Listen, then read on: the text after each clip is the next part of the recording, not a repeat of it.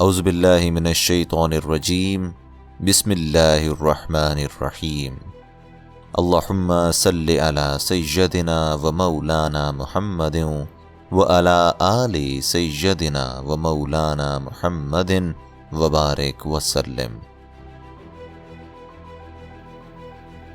نوائے غم۔ زندگانی ہے میری مثل رباب خاموش، جس کی ہر رنگ کے نغموں سے ہے لبریز آغوش۔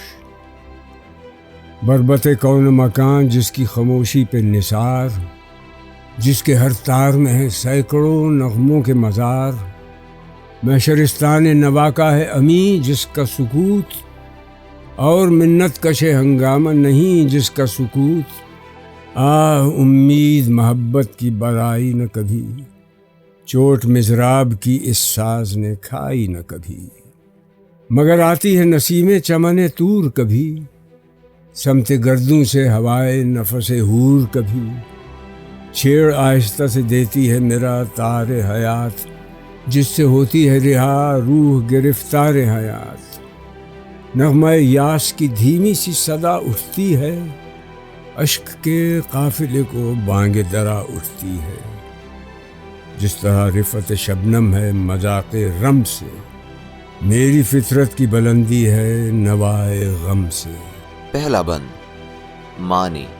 رباب سارنگی کی قسم کا ایک ساز، بربط ایک ساز، محشر ستان نغموں کی قیامت گاہ، منت کش احسان مند، مضراب ساز بجانے کا آلہ۔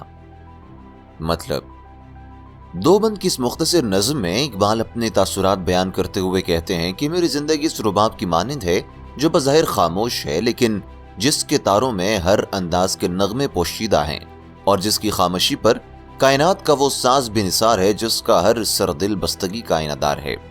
میں جانتا ہوں کہ اس ساز کی خاموشی بھی ایسی نواؤں کی مظہر ہے جو اہل دل کے سینے میں حشر برپا کر دیتی ہیں، اور جن کی خاموشی کسی ہنگامے کی آئینہ دار نہیں ہے۔ دکھ کی بات یہ ہے کہ میں نے محبت کی جو آرزو کی وہ کبھی شرمندہ تکمیل نہ ہو سکی، اور میرے قلب پر کبھی اس جذبے نے کوئی زخم نہیں لگایا۔ دوسرا بند معنی۔ بانگ درا قافلے کی گھنٹی کی آواز، مذاق رم اڑ جانے کا ذوق۔ مطلب ان اشعار میں اقبال کہتے ہیں کہ محبت کے جذبے سے محرومی کے باوجود کبھی کبھی طور سینہ سے عشق حقیقی کی ایک لہر میرے دل کے دروازے تک پہنچ جاتی ہے۔ اسی طرح آسمان کی جانب سے حوروں کی انفاس کی معطر ہوا کی مجھ تک رسائی ہو جاتی ہے۔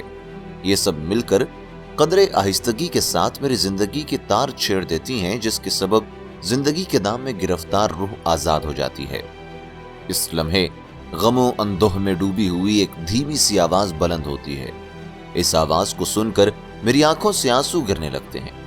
چنانچہ دیکھا جائے تو جس طرح شبنم کے مرتبے کی بلندی سفر اور حرکت سے وابستہ ہے، اسی طرح مایوسی اور نامرادی میری فطرت کے لیے مہمیز کی حیثیت رکھتی ہے۔